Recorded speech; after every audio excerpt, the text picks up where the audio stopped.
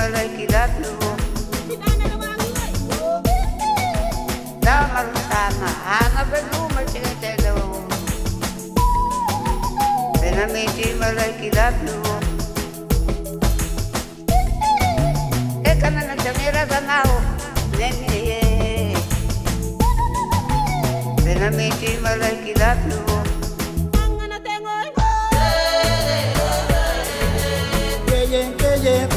la tete, onile, onile, onile, onile, kwa, alire, maribu, pamba la tete.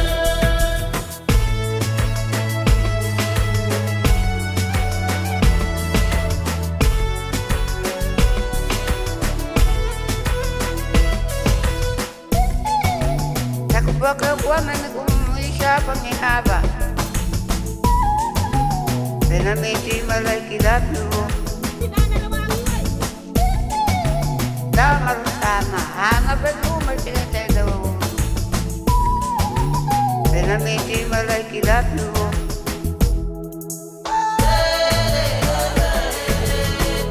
Keye panga la tete, onile, onile, onile.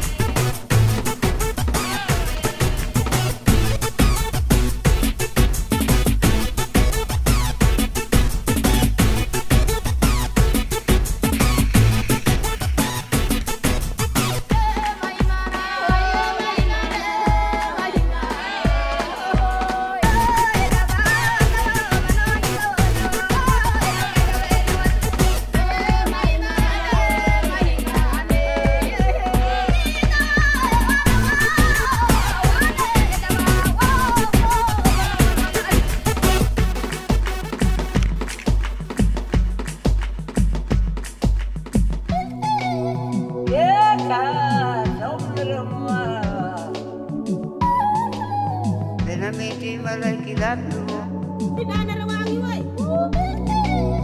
damar sana ana belu macam telo benamiti malaki datu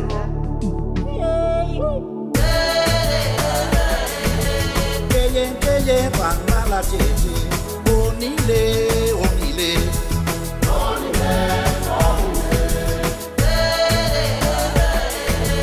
onile, kwa, alire, maribu, pamba la tete.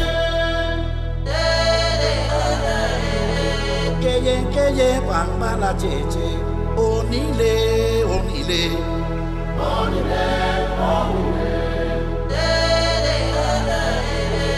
Onile kwa alire maribu pamba la tete.